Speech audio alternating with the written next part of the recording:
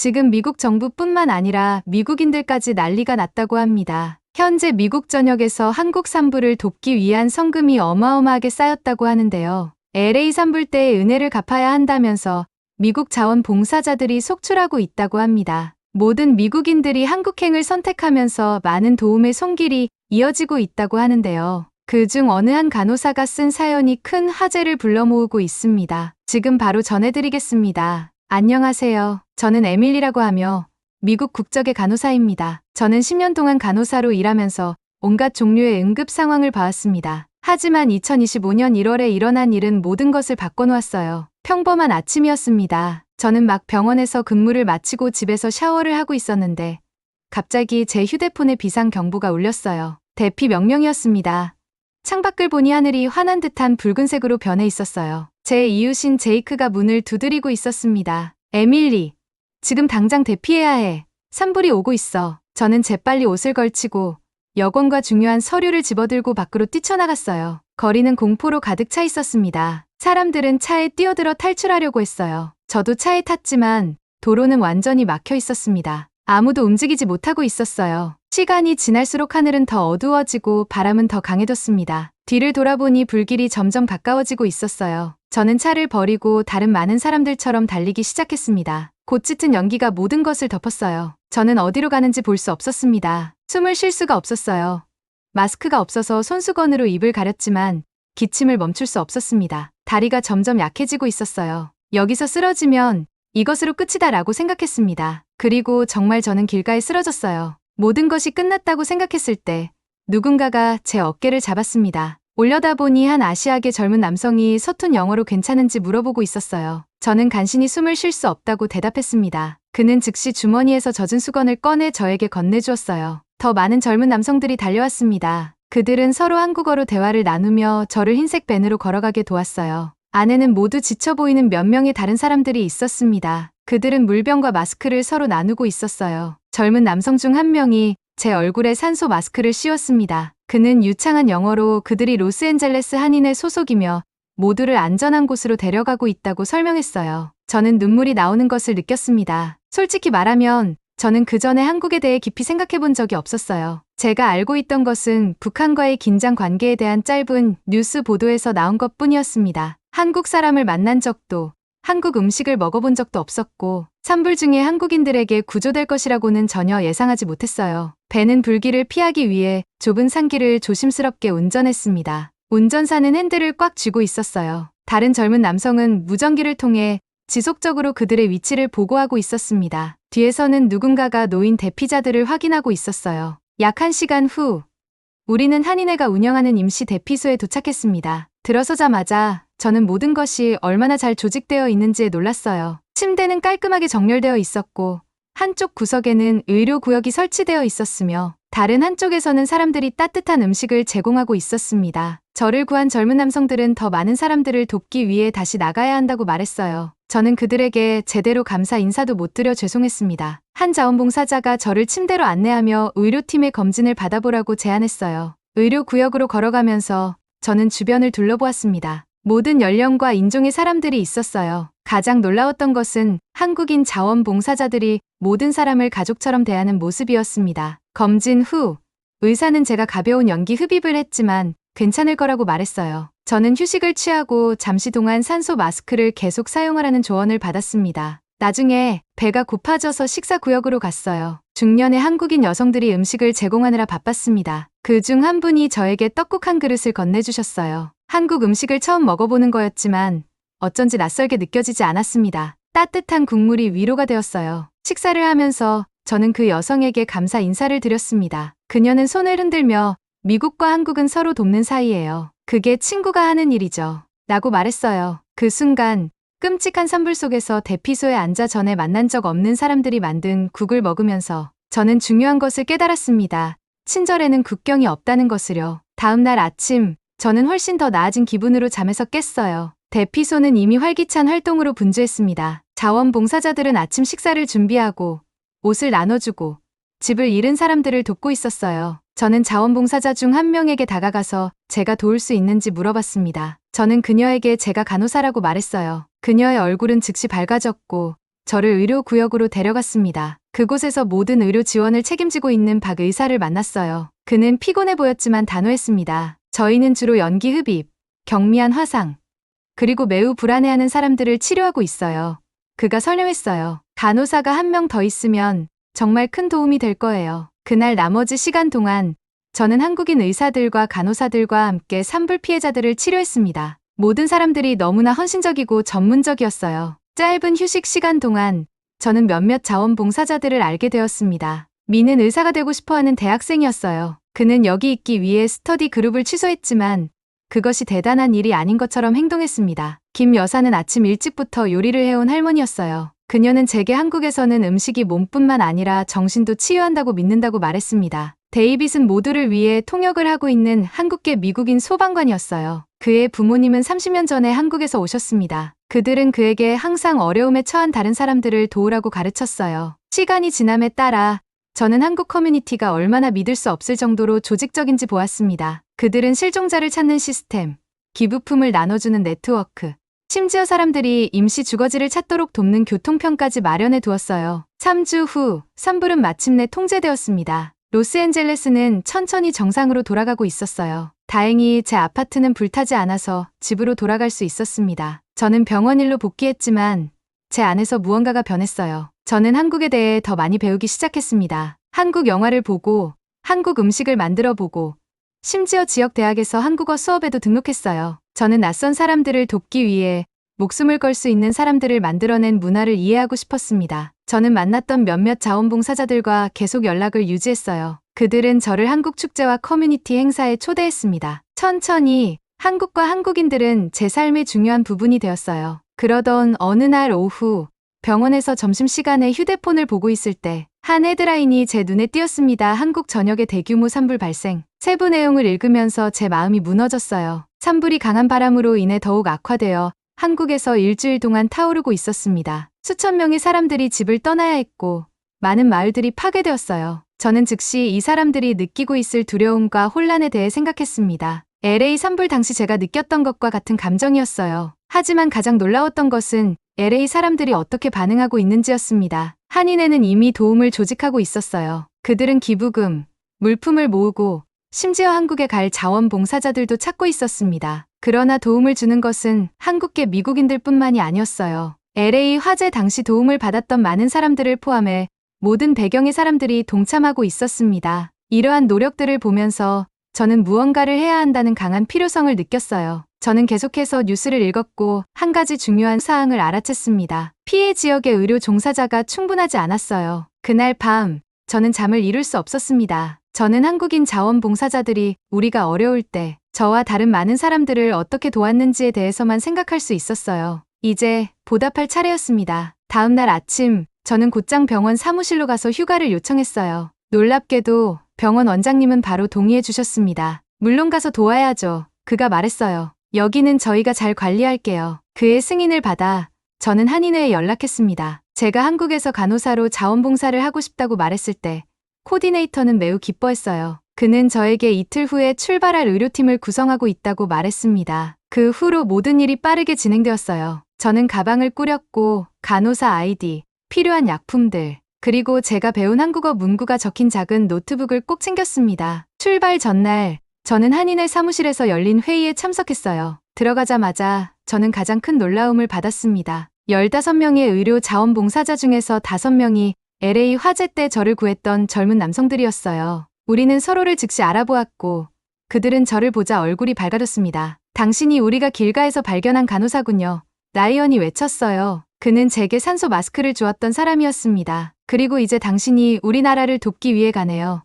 데이비드가 덧붙였어요. 그의 눈은 얼마나 이것을 감사히 여기는지 보여주고 있었습니다. 그들 중 한 명인 제임스는 제게 우리가 경험하고 있는 것이 한국인들이 정이라고 부르는 것이라고 설명했어요. 낯선 사람들 사이에서도 형성되는 깊은 연결과 서로를 돌보는 느낌이라고 했습니다. 우리가 인천, 한국행 비행기에 탑승했을 때 저는 긴장되었지만 또한 이상하게 평온했어요. 이것은 단지 도움을 주기 위한 여행이 아니었습니다. 친절에 친절로 보답할 수 있는 기회였어요. 13시간의 비행은 제게 동료 자원봉사자들을 더 잘 알 수 있는 충분한 시간을 주었습니다. 제 옆에 앉은 라이언은 한국인 부모님 밑에서 LA에서 태어났어요. 그는 인내심을 가지고 저에게 한국 문화와 기본적인 예절에 대해 더 많이 가르쳐 주었습니다. 저는 또한 다른 자원봉사자들의 이야기도 알게 되었어요. 김 박사님은 LA 화재 때 집이 완전히 불타버린 은퇴한 의사였습니다. 모든 것을 잃었음에도 불구하고 그는 다른 사람들을 돕고 싶어 했어요. 마이클은 아기 때 한국에서 입양된 미국인이었습니다. 그는 비록 자신의 친부모를 찾지는 못했지만 자신의 뿌리에 강한 연결을 느꼈고 자신이 태어난 나라를 돕고 싶어 했어요. 우리가 마침내 인천국제공항에 도착했을 때 한국에 대한 제 첫인상은 모든 것이 얼마나 깔끔하고 효율적으로 보이는지였습니다. 깨끗하고 명확한 표지판, 그리고 조직적인 인파의 흐름이었어요. 정부 관계자들과 지역 구호단체 대표들이 우리를 따뜻하게 맞이해 주셨고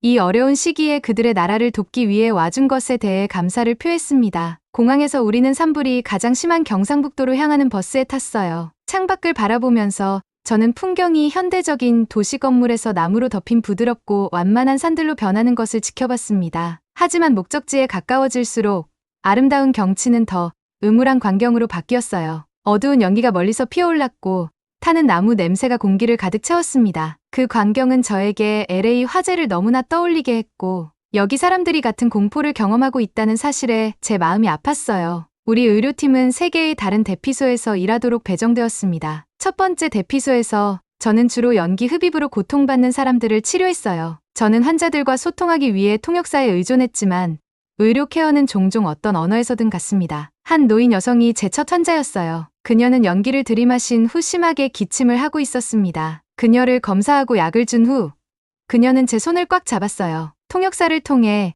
그녀는 단순히 우리를 돕기 위해 이렇게 멀리서 와주셔서 감사합니다라고 말했습니다. 그녀의 감사는 제 눈에 눈물을 가져왔어요. 저는 그저 제 일을 하고 있었지만 그녀에게는 저는 바다를 건너 도움을 주러 온 외국인이었습니다. 같은 언어를 사용하지 않음에도 불구하고 우리 사이의 연결은 진짜였어요. 그날 저는 각자 탈출과 생존에 대한 자신만의 이야기를 가진 수십 명의 환자들을 치료했습니다. 하루가 끝날 무렵 저는 지쳤지만 이전에 경험하지 못했던 방식으로 충만함을 느꼈어요. 그날 밤 우리의 임시 숙소에서 잠자리에 들면서 저는 인생이 얼마나 이상할 수 있는지에 대해 생각했습니다. 한 달 전 저는 한국에 대해 거의 아무것도 몰랐어요. 지금 여기 저는 나라의 한가운데에서 가장 도움이 필요한 사람들을 돕기 위해 제 기술을 사용하고 있었습니다. 때로는 가장 예상치 못한 여정이 가장 의미 있는 것으로 판명되기도 해요. 우리 임무의 셋째 날 무전기를 통해 긴급 메시지가 전달되었어요. 모두가 꺼진 줄 알았던 화재가 강한 바람 때문에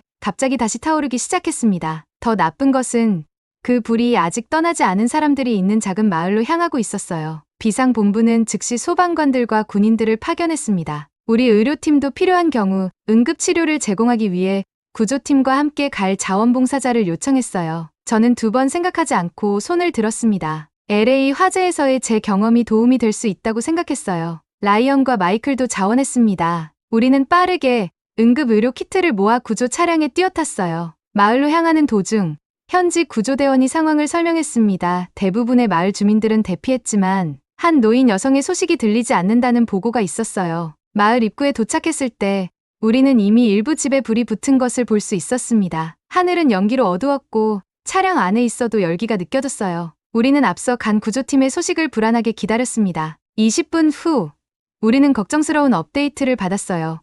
그들은 할머니의 집을 찾았지만 그녀는 호흡에 어려움을 겪고 있었고 혼자서는 움직일 수 없었습니다. 더 나쁜 것은 불길이 가까워지고 있어 구조팀이 그녀에게 접근하기 어려웠어요. 그 순간 저는 결정을 내렸습니다. 저는 가야 했어요. 저는 호흡 문제가 있는 환자를 치료한 경험이 있었습니다. 처음에 구조팀 리더는 너무 위험하다며 거부했어요. 하지만 제가 제 배경과 경험을 설명하자 그는 마지못해 동의했습니다. 라이언과 마이클도 함께 가고 싶어 했지만 저는 혼자 가겠다고 주장했어요. 최소한의 사람만 위험에 노출되어야 한다고 생각했습니다. 저는 방화복, 마스크, 산소통을 착용했어요. 구조대원이 저를 할머니의 집으로 안내했습니다. 마을 깊숙이 들어갈수록 열기와 연기가 심해졌어요. 숨쉬기가 힘들어졌고 시야 확보가 어려웠습니다. 약 10분 정도 걸은 후 우리는 마침내 할머니의 집을 보았어요. 불길은 아직 집에 도달하지 않았지만 주변을 둘러싸고 있었습니다. 우리는 연기로 가득 찬 집으로 조심스럽게 들어갔어요. 할머니는 바닥에 누워 있었습니다. 저는 그녀의 곁으로 달려가 상태를 확인했어요. 그녀는 깨어 있었지만 불규칙하게 호흡하고 있었습니다. 저는 그녀에게 산소 마스크를 씌우고 빠르게 확인했어요. 그녀의 맥박은 빨랐지만 이동하기에 충분할 정도로 강했습니다. 저는 그녀에게 상황을 설명하며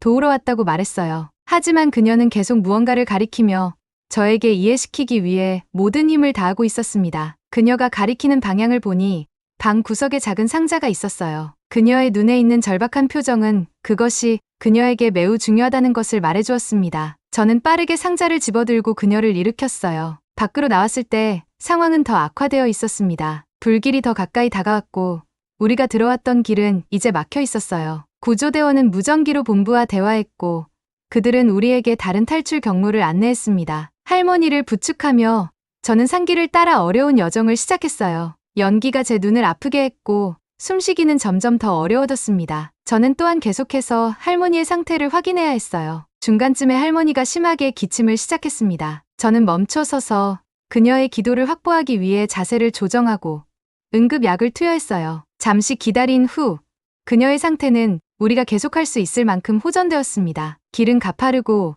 위험했어요. 한 지점에서 저는 거의 넘어질 뻔했지만 균형을 유지할 수 있었습니다. 할머니를 안전하게 데려가야 한다는 결심이 저를 계속 나아가게 했어요. 영원처럼 느껴지는 시간 후 우리는 마침내 언덕 아래에서 기다리고 있는 구조팀을 보았습니다. 그들은 우리를 발견하자마자 달려왔어요. 저는 할머니를 의료팀에게 넘겨주고 완전히 지친 채 땅에 쓰러졌습니다. 제 몸 전체는 땀과 재로 덮여 있었고 숨쉬는 것조차 고통스러웠어요. 의료팀은 할머니와 저 모두를 치료하기 위해 서둘렀습니다. 제가 산소 마스크를 쓰고 누워있을 때 라이언이 다가와 제 손을 꽉 잡았어요. 그는 제가 안전하게 돌아와서 정말 다행이라고 말했습니다. 그의 눈은 안도감으로 젖어 있었어요. 그제서야 저는 상황이 얼마나 위험했는지 깨달았습니다. 할머니는 병원으로 이송되었고 저도 검사를 받았어요. 다행히도 저는 심각한 부상이 없었고 단지 연기를 들이마신 가벼운 증상만 있었습니다. 베이스 캠프로 돌아왔을 때 구조팀원들이 저에게 박수를 보냈어요. 그 순간 저는 예상치 못한 자부심을 느꼈습니다. 그날 밤 침대에 누워 저는 하루의 사건들에 대해 생각했어요. 저는 한 달 전까지만 해도 거의 알지 못했던 나라에 모르는 누군가를 구하기 위해 불타는 마을로 들어갔습니다. 하지만 그것은 세상에서 가장 자연스러운 일처럼 느껴졌어요. 제가 느꼈던 두려움은 진짜였지만 돕고 싶은 욕망이 더 강했습니다. 저는 또한 할머니를 위해 구해온 작은 상자에 대해 생각했어요. 저는 그 안에 무엇이 있는지 몰랐지만 어떤 것들은 모든 것을 걸어볼 만한 가치가 있다는 것을 이해했습니다. 때때로 가장 작은 물건들이 우리의 가장 큰 보물을 담고 있어요. 추억, 사랑, 우리가 잃은 사람들과의 연결고리, 지치지만 충만한 느낌으로 잠에 빠져들면서 저는 중요한 것을 깨달았습니다. 용기는 두려움을 느끼지 않는 것이 아니에요. 두려움을 느끼면서도 행동하는 것입니다. 그리고 오늘 불과 연기 앞에서 저는 제 용기를 찾았어요. 다음 날 저는 병원에 있는 할머니를 방문했어요. 그녀는 여전히 산소 마스크를 착용하고 있었지만 상태는 많이 호전되어 있었습니다. 저를 보자 그녀의 눈에는 눈물이 가득 차올랐어요. 비록 우리가 같은 언어를 사용할 수는 없었지만 감정은 분명했습니다. 저와 함께 통역하러 온 라이언이 그녀가 한 말을 전해줬어요. 제 생명을 구해주셔서 감사합니다. 그리고 상자를 구해주셔서 감사합니다. 나중에 저는 그 상자에는 그녀의 돌아가신 남편의 사진과 결혼반지가 들어있다는 것을 알게 되었습니다. 그녀에게는 그것이 집이나 다른 어떤 소유물보다 더 소중했어요. 그녀의 병실을 떠나면서 저는 가슴속에 따뜻함이 퍼지는 것을 느꼈습니다. 저는 LA에서 저를 구해준 사람들에게 짐 빚의 작은 부분을 갚았어요. 대피소로 걸어 돌아가는 길에 LA 화재의 기억들이 물밀듯이 돌아왔습니다. 한국인 자원봉사자들이 저를 구조했던 순간, 그들 얼굴에 있던 진정한 걱정, 그리고 지금 제가 이곳 사람들을 돕는 느낌, 모든 것이 연결되어 있었어요. 이 연결은 국적, 언어, 문화를 넘어섰습니다. 그것은 위기의 시간에 서로 돕는 인간에 관한 것이었어요. 한국에서의 나머지 시간 동안 저는 현지 의료진과 동료 자원봉사자들과 함께 열심히 일했습니다. 매일이 새로운 도전을 가져왔지만 또한 새로운 우정과 예상치 못한 기쁨의 순간들도 가져왔어요. 어느 저녁, 우리가 베이스 캠프에서 저녁 식사를 하고 있을 때 한 현지 관계자가 우리 팀에게 직접 감사를 표하러 왔습니다. 그는 우리 각자에게 작은 선물을 주었어요. 연결과 조화를 상징하는 전통적인 한국 매듭이었습니다. 여러분은 대양 건너에서 온 낯선 사람들로 우리에게 왔지만 이제 여러분은 우리의 친구입니다. 우리는 여러분의 친절을 결코 잊지 않을 거예요. 그 말은 저에게 깊은 감동을 주었습니다. 제가 한국행 비행기에 탑승했을 때 저는 단순히 빚을 갚고 싶었어요. 하지만 어느새 제가 돕는 이유가 변했습니다. 저는 단지 뭔가를 빚졌기 때문에 여기 있는 것이 아니었어요.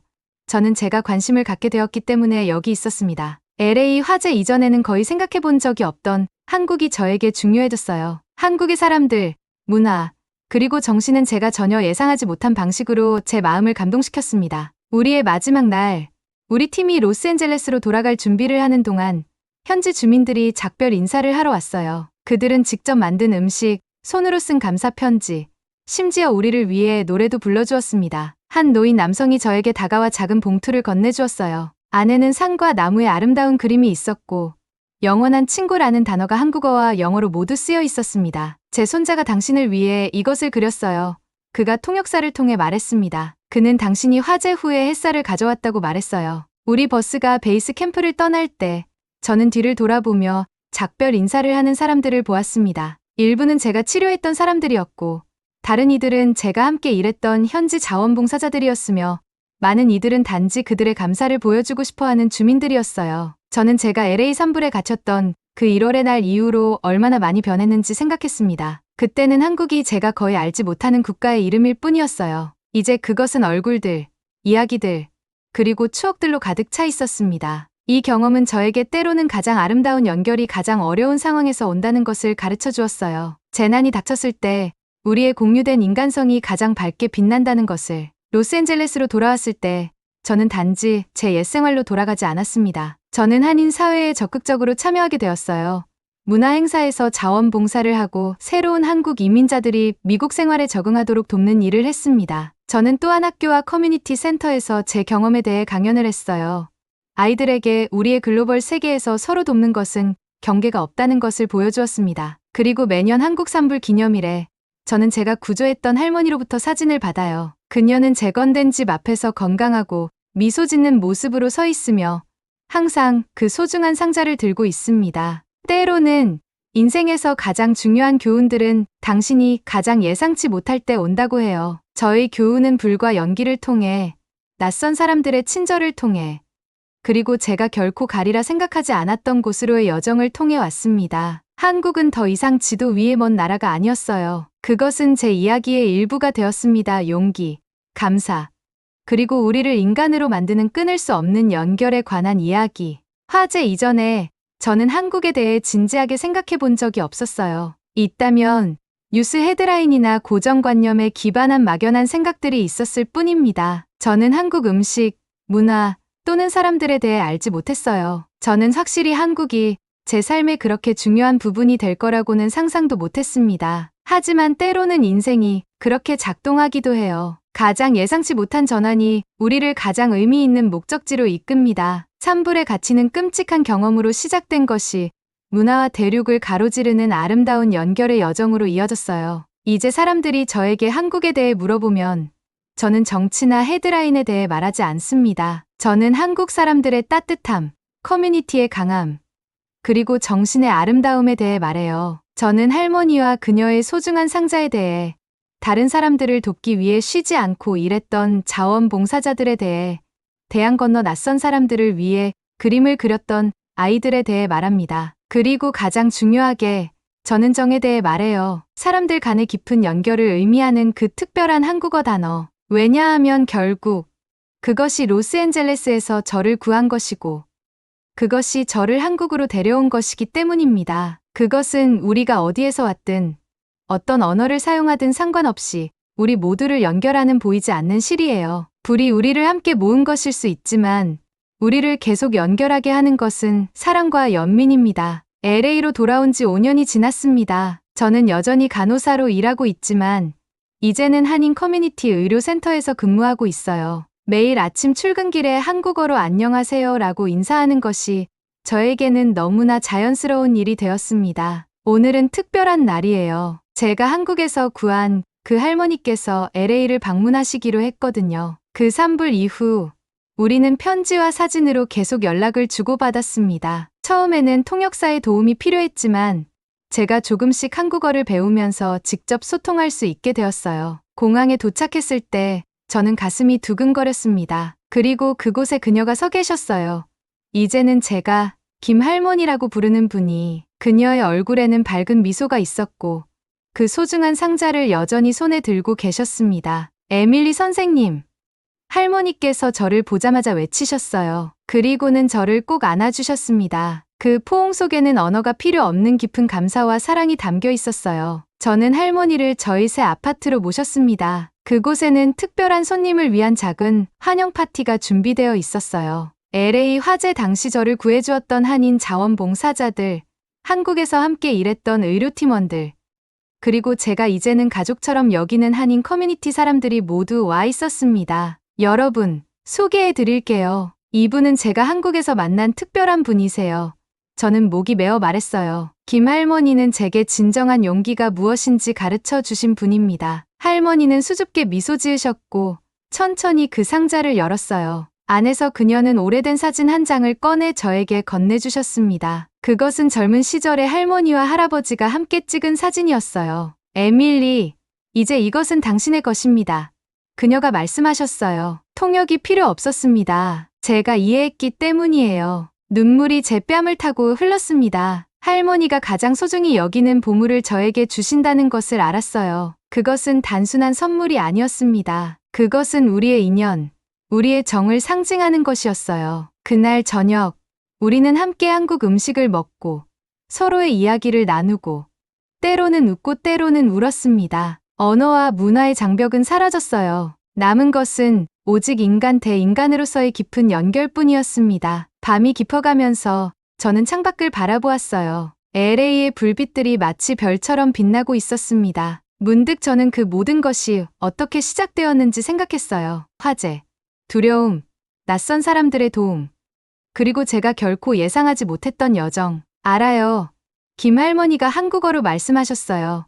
마치 제 생각을 읽은 것처럼. 때로 불은 파괴하지만 또한 새로운 시작을 가져오기도 해요. 저는 고개를 끄덕였습니다. 네, 할머니. 그리고 그 불길 속에서 우리는 서로를 찾았어요. 이제 저는 제 인생이 두 개의 세계에 걸쳐 있다는 것을 압니다. 제가 태어나고 자란 미국과 제 마음의 일부가 된 한국. 하지만 사실 그것은 두 개의 분리된 세계가 아니에요. 그것은 하나의 세계, 하나의 인류, 하나의 가족입니다. 산불은 저를 두렵게 했지만 또한 저에게 삶에서 가장 소중한 선물도 주었어요.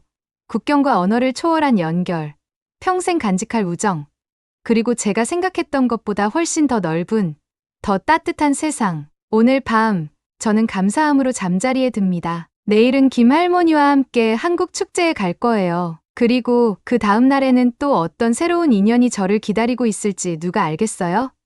하지만 한 가지는 확실합니다. 이제 저는 더 이상 혼자가 아니에요. 저는 멀리 떨어진 두 나라를 잇는 다리의 일부가 되었습니다. 어쩌면 그것이 인생의 진정한 의미인지도 모릅니다. 다리가 되는 것, 서로를 이어주는 것, 그리고 그 과정에서 우리 자신의 가장 큰 두려움을 넘어서 성장하는 것. 제 여정은 끝나지 않았어요. 사실 그것은 겨우 시작되었을 뿐입니다. 하지만 이제 저는 어디로 가든 무엇을 하든 그 소중한 정의 연결이 저와 함께한다는 것을 압니다. 다음 달에는 저와 김 할머니가 함께 한국을 방문할 예정입니다. 할머니의 고향 마을은 이제 완전히 복구되었다고 해요. 저는 그곳에서 작은 의료 봉사 활동을 계획하고 있습니다. 그리고 제가 처음 만났던 그 구조대원들, 응급실에서 함께 일했던 의사들, 그리고 따뜻한 국물을 건네주었던 아주머니들을 다시 만날 생각에 가슴이 설렙니다. 제 병원에서는 이제 매년 한국과 미국 간의 의료진 교류 프로그램을 운영해요. 저는 그 프로그램의 코디네이터가 되었습니다.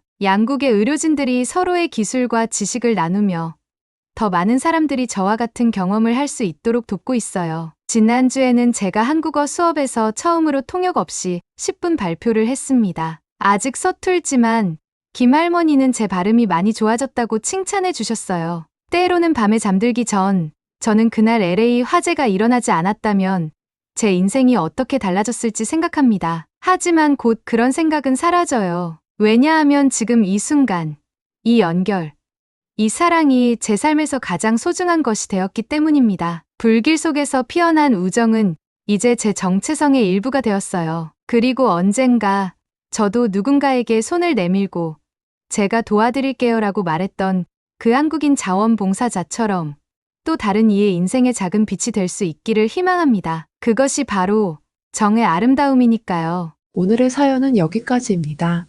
끝까지 시청해주셔서 감사합니다. 1초 만에 클릭할 수 있는 구독과 좋아요는 저에게 너무 큰 힘이 됩니다. 감사합니다.